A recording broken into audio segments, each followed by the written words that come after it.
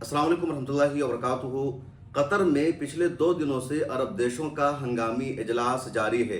इस मीटिंग में फैसला किया जा रहा है कि कैसे अरब देशों को इसराइल से बचाना है, इसराइल के हमलों से रोकना है, और इसराइल ने कतर पर जो हमला किया है, इस हमले का इसराइल को जवाब कैसे देना है, किस तरह देना है।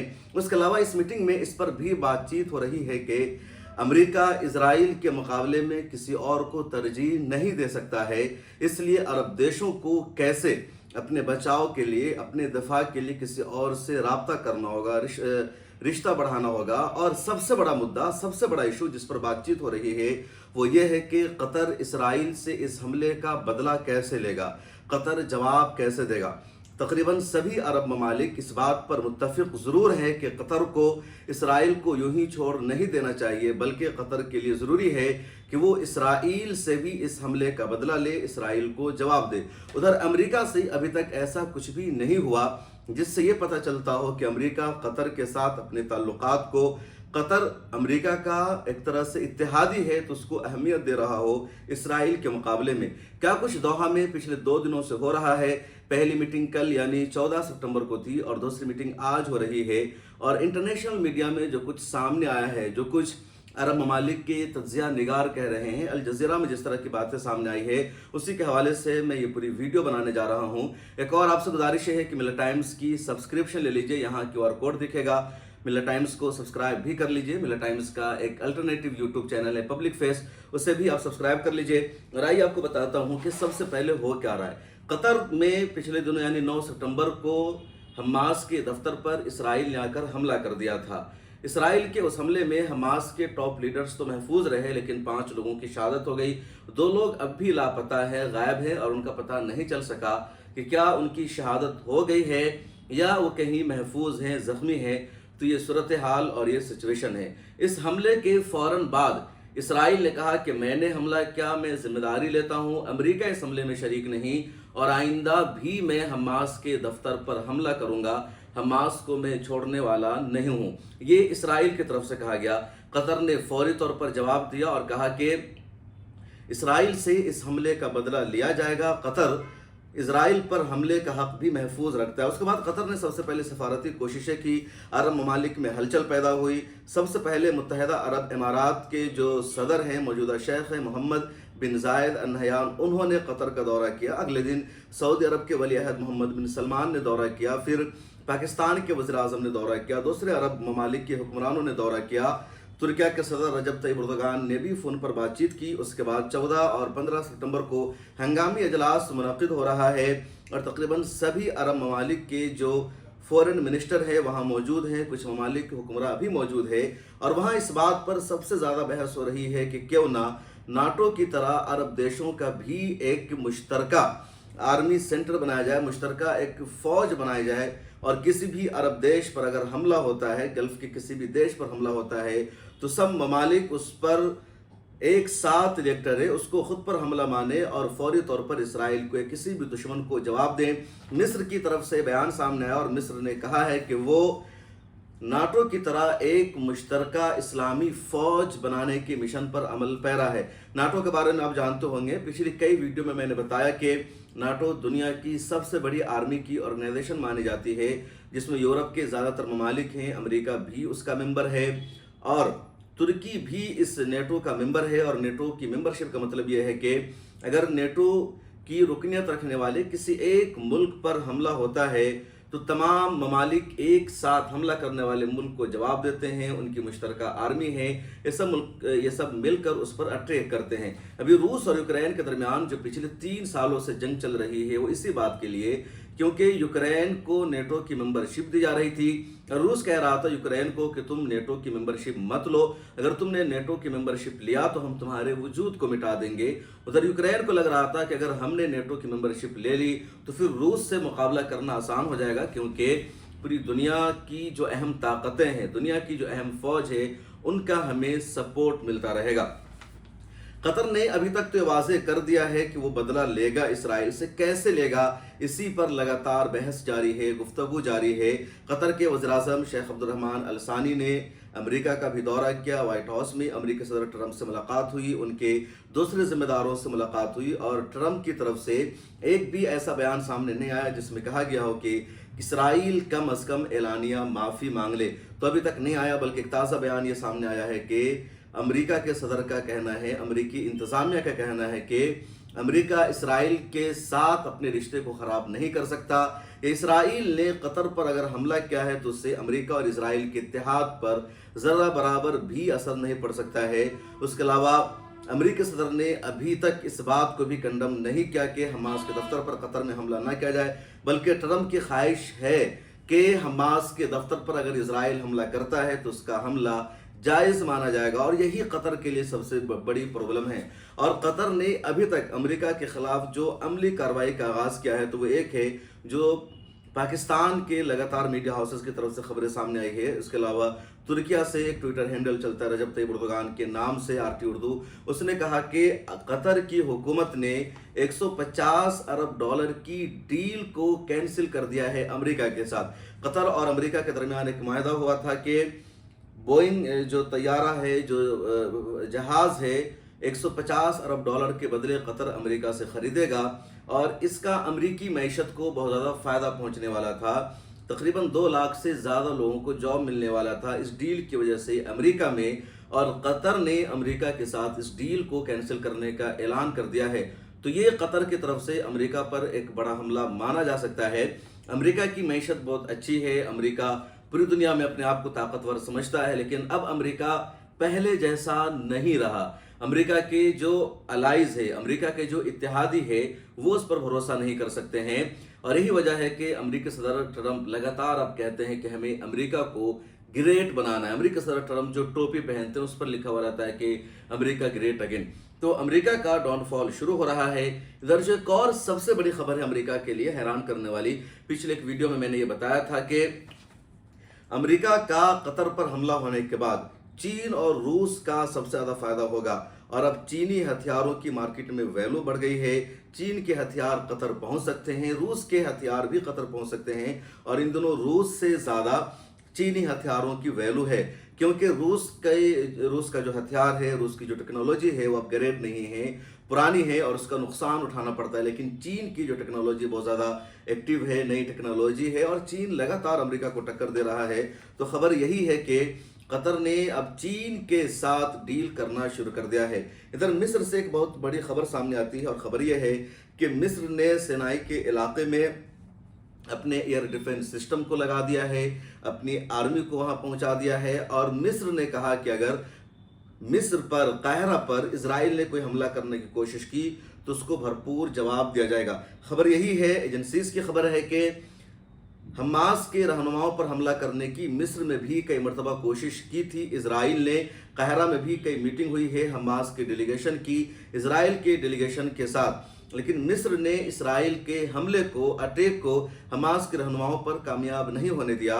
और अब मिस्र ने कहा कि अगर इसराइल पर कोई भी हमला करता है, अगर इसराइल मिस्र पर कोई हमला करता है तो उसको भरपूर जवाब दिया जाएगा, उसको छोड़ा नहीं जाएगा। पहले भी मिस्र और इसराइल के दरमियान जंग हो चुकी है और मिस्र ने इसराइल को घुटने टेकने पर मजबूर कर रखा है। 1967 में मिस्र के जिन इलाकों का कब्जा हासिल कर लिया था इसराइल ने, मिस्र ने उन पूरे इलाकों के कब्जे को आज़ाद भी करा लिया। तो मिस्र की अपनी एक तारीख रही। अलग बात है कि मिस्र भी इसराइल के हाथों में खेलता है। मिस्र खुलकर फ़लस्तीनियों का साथ नहीं देता, हमास का साथ नहीं देता, बल्कि असीसी अपनी सरकार को बचाने के लिए मिस्र में लोगों के प्रोटेस्ट करने पर भी उसने पाबंदी लगा रखी है। पिछले दिनों में दुनिया भर का एक काफिला रफा बॉर्डर जा रहा था तो मिस्र की हुकूमत ने उसकी इजाज़त नहीं दी और पब्लिक के ज़रिए हमला करवाया उस काफिले पर, रफा की तरफ जाने वाले लोगों पर, और उन्हें वापस लौटना पड़ा था। यह अलग बात है कि जो पब्लिक हमला कर रही थी रफा बॉर्डर और गजा की तरफ जाने वालों पर, वो आर्मी थी जो अवाम के लिबास में, अवाम के ड्रेस में वहां पर गई थी।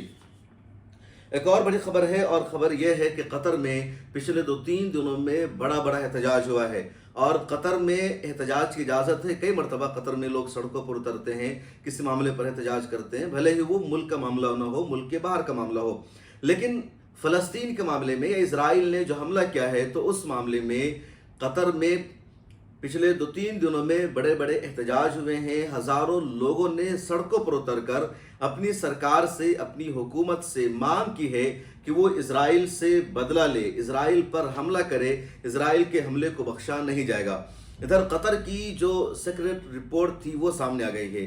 ایکچولی قطر میں امریکہ کا سب سے بڑا فوجی اڈہ موجود ہے جس کا نام ہے العدید ایئر بیس، اور وہاں پر امریکہ کا F-35 کھڑا ہے، امریکہ کا F-16 کھڑا ہے، F-15 کھڑا ہے، یعنی امریکہ کے تمام بڑے جہاز قطر میں موجود امریکی ایئر بیس پر موجود ہیں۔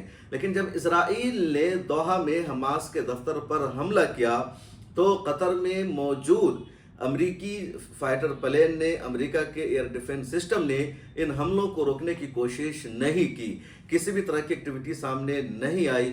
تو یہ سب سے بڑا دھچکا لگا ہے قطر کو، اور قطر کی رپورٹ میں بات اب سامنے آ چکی ہے۔ ایک ہوتا ہے کہ اسرائیل کا حملہ ہوا کیونکہ امریکہ نے شروع میں یہ بہانہ کیا تھا کہ اسرائیل نے اپنا حملہ کرنا شروع کر دیا، اور حملہ سے چند سیکنڈ پہلے امریکہ کو خبر ہوتی ہے، اور امریکہ کے لیے اس حملے کو روکنا پوسیبل نہیں تھا۔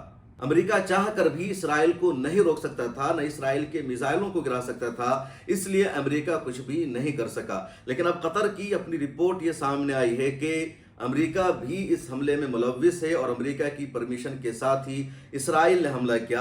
ادھر اسرائیل بار بار بچاؤ کر رہا ہے کہ اس نے کس طرح حملہ کیا۔ تو کبھی اسرائیل کی طرف سے یہ کہا جاتا ہے کہ اسرائیل نے سعودی عرب کے ایئر اسپیس کا استعمال نہیں کیا، بلکہ اسرائیل نے اپنے علاقے سے ہی F-35 سے، اس کے علاوہ جو دوسرے ہتھیار ان سے میزائل کو لانچ کیا، ایئر اسپیس میں جا کر، فضا میں جا کر، اور بالکل خلا سے گزر کر میزائل دوحہ پہنچتا ہے۔ لیکن یہ تھیوری زیادہ ایکسیپٹیبل نہیں ہے۔ ایک دوسری تھیوری یہ بیان کی جا رہی ہے اسرائیل کی طرف سے کہ اس نے بحیر احمر کا استعمال کیا اور کسی بھی ملک کے ایئر اسپیس کا استعمال نہیں کیا۔ اس پر بھی لوگوں کو بھروسہ نہیں ہے۔ جو سچائی ہے، جو زیادہ تر ایکسپرٹ مان رہے ہیں، وہ یہ ہے کہ اسرائیل نے باضابطہ اپنے فائٹر پلین سے قطر میں آ کر لوکیشن کو ٹارگٹ کر کے حملہ کیا، اور قطر کی سیکورٹی کی ذمہ داری امریکہ کے پاس ہے، اور امریکہ نے اس کو نہیں روکا۔ اسرائیل نے جو 2 دلیلیں پیش کی ہے امریکہ کو بچانے کے لیے کہ اس نے سعودی عرب کے بالکل خلا کا استعمال کیا، اور ایئر اسپیس میں وہ ایک طرح سے پتہ ہی نہیں چل سکا، یا پھر بحیر احمر کا استعمال کیا، یہ دونوں دعویٰ جھوٹے پوسیبل نہیں ہیں۔ سچائی یہ ہے کہ بالکل قریب فائٹر پلین تھا، وہاں سے ٹارگٹ کو ہٹ کیا گیا۔ یہ الگ بات ہے کہ حماس کے رہنما وہاں پر موجود نہیں تھے، اور اسرائیل کا جو ایجنڈا تھا، اسرائیل کا جو ہدف تھا کہ حماس کی تمام ٹاپ لیڈر شپ شہید ہو جائے گی، اور اسرائیل اس جنگ سے نکل کر اپنے آپ کو ونر قرار دے دے گا، تو اسرائیل کو دھچکا لگا، اسرائیل کو ناکامی کا سامنا لگا ٹاپ لیڈرز کو شہید کرنے میں۔ تو یہ جو حملہ ہوا اس میں امریکہ پوری طرح ملوث تھا، یہی دنیا کے ایکسپرٹ کہہ رہے ہیں۔ ایک اور بڑی بات ہے، اور بڑی بات یہ ہے کہ اس مرتبہ سعودی عرب نے اور متحدہ عرب امارات نے کم از کم سیریس لیا ہے۔ ان لوگوں کو لگ رہا ہے کہ اسرائیل اب ان کے گھر تک بھی پہنچ سکتا ہے، اسرائیل پیچھے ہٹنے والا نہیں ہے۔ پورے مڈل ایسٹ میں سب سے زیادہ اگر اسرائیل کو جس نے سمرتھن کیا ہے، اسرائیل کا سب سے زیادہ کہیں استقبال ہوتا ہے تو وہ ہے متحدہ عرب امارات، اور شرم آتی ہے کبھی کبھی UAE کے رویہ پر، اس کے ایٹیٹیوڈ پر کہ UAE کیسے اسرائیل نوازی میں اتنا آگے جا سکتا ہے۔ لیکن شاید اب UAE کو احساس ہو رہا ہے، بہرحال سعودی عرب نے اور UAE نے ایک اعلان یہ بھی کیا ہے کہ جب تک اسرائیل اس حملے کے لیے معافی نہیں مانگتا ہے قطر سے، اس وقت تک معاہدہ ابراہیمی کے تحت اسرائیل کے ساتھ کسی بھی عرب دیش کا رشتہ بحال نہیں ہو سکتا ہے، نہ ہی عرب دیشوں میں اسرائیلی وزیر اعظم کو، اسرائیل کے کسی شہری کو ویلکم کیا جا سکتا ہے۔ سچائی یہ ہے، المیہ یہ ہے کہ اگر اب میری آپ اندر کی بات پوچھیں تو ابھی تک عرب لیگ میں کوئی غیرت نہیں آئی ہے، کوئی جوش اور جذبہ ان کا بیدار نہیں ہوا ہے، اور OIC کی طرح عرب ممالک کا یہ جو سربراہی اجلاس ہے یہ بھی نشستن گفتن اور برخاستن ہی کی طرح ہے، کوئی مضبوط حکمت عملی نہیں اپنائی ہے۔ یہ جو بات بار بار آ رہی ہے کہ अरब ममालिक अपनी एक मुश्तरका फ़ौज बना रहे हैं, एक आर्मी बना रहे हैं नेटो के तर्ज पर। ये पहली मर्तबा नहीं हुआ है। जब मोहम्मद बिन सलमान क्राउन प्रिंस बने थे और उनके हाथों में सऊदी अरब का पूरा मामला सामने आया, तो उन्होंने तकरीबन दुनिया के 35 ममालिक की फ़ौज को तश्कील देने का ऐलान किया था। 35 ममालिक के आर्मी चीफ को बुलाया था, जिनका यानी जो मुस्लिम ममालिक कहलाते हैं, और पाकिस्तान के साबिक आर्मी चीफ जनरल राहील शरीफ को उसका कमांडर इन चीफ बनाया गया था, जिम्मेदारी दी गई थी। लेकिन कुछ भी सामने नहीं आया, बल्कि इंटरनल खबर यह है कि मोहम्मद बिन सलमान ने उस फ़ौज को तश्कील दिया था यमन के ख़िलाफ़ लड़ने के लिए, हौसियों से जंग करने के लिए, और उसमें भी MBS को 10 सालों में कामयाबी नहीं मिल सकी। और अब हौसियों के पास MBS को समझौता करना पड़ा कि तुम अपने इलाके में रहो, हम अपने इलाके में हुकूमत करते हैं, तुम हम पर हमला नहीं करोगे। और हौसियों ने भी इसको मान लिया, और हौसी इस वक्त सबसे ज़्यादा फ़लस्तीनियों का साथ दे रहे हैं, गज़ा पट्टी का साथ दे रहे हैं। गज़ा पट्टी को सबसे ज़्यादा इस वक्त अगर कहीं से मदद मिल रही है तो वो हौसियों से। हौसियों के वज़ीर आज़म अहमद अल-लाहौरी को पिछले दिनों इसराइल ने शहीद कर दिया था। अब उनके नए वज़ीर आज़म ने भी बाज़ाब्ता ऐलान किया है कि यमन की अवाम, यमन की हुकूमत हमेशा गज़ा पट्टी के साथ है, फ़लस्तीनियों के साथ है, और हम हर तरह की कुर्बानी देने को तैयार हैं, पीछे हटने वाले नहीं हैं। और जब तक इजराइल का वजूद नहीं मिट जाता, या कम से कम गज़ा पट्टी में इसराइल का हमला बंद नहीं हो जाता, उस वक्त तक यमन के हौसियों का हमला बंद नहीं होगा। और तकरीबन रोज़ाना या एक दिन के फासले पर यमन से बैलिस्टिक मिसाइल से ज़रूर हमला होता है इजराइल के किसी न किसी इलाके पर। इसके अलावा ड्रोन का इस्तेमाल किया जाता है, और जब हमला होता है तो जिस इलाके में अटैक होता है वहाँ सायरन बजता है, लाखों लोगों को छुपने पर मजबूर होना पड़ता है, उनकी ज़िंदगी दरम बरम हो जाती है, उनका भी अपना एयर स्पेस बंद हो जाता है। उसके अलावा हर जुमा को सबसे बड़ा एहतजाज पाबंदी के साथ यमन में ही होता है, तो यमन की अवाम भी, वहाँ की हुकूमत भी सबसे ज़्यादा फ़लस्तीनियों का साथ दे रही है। अब देखना यह है कि क्या कतर सच में इसराइल से बदला लेने के लिए तैयार है, कतर की ऐसी कोई पॉलिसी है, या कतर पीछे हट जाएगा। एक और बात जान लीजिए कि कतर में सिर्फ अमेरिका का फ़ौजी अड्डा मौजूद नहीं है, बल्कि कतर में तुर्किया का भी फ़ौजी अड्डा मौजूद है, और हज़रत खालिद बिन वलीद रज़ी अल्लाह तआला अन्हु के नाम से है। सवाल यह भी है कि जब अमेरिका के जहाज़ों ने हमला किया तो तुर्की का जो फ़ौजी अड्डा है वो क्या कर रहा था, उसकी आर्मी क्या कर रही थी, इसको क्यों नहीं भनक लग सकी, इसने क्यों नहीं रोका। ये अलग बात है, आप कहेंगे जवाब में आकर कि कतर के सिक्योरिटी की पूरी जिम्मेदारी अमेरिका ने ले रखी है, और अमेरिका की जिम्मेदारी थी। अब अरब ममालिक की और कतर की गैरत जागेगी, ये ममालिक इसराइल पर हमला करेंगे, या फिर मीटिंग का सिलसिला जारी रहेगा और फिर ये बात पुरानी हो जाएगी। आपकी क्या राय है, कमेंट सेक्शन में लिखेगा। एक बार फिर गुजारिश है, मिल्लत टाइम्स की मेंबरशिप ले लीजिए और मुझे दीजिए इजाज़त।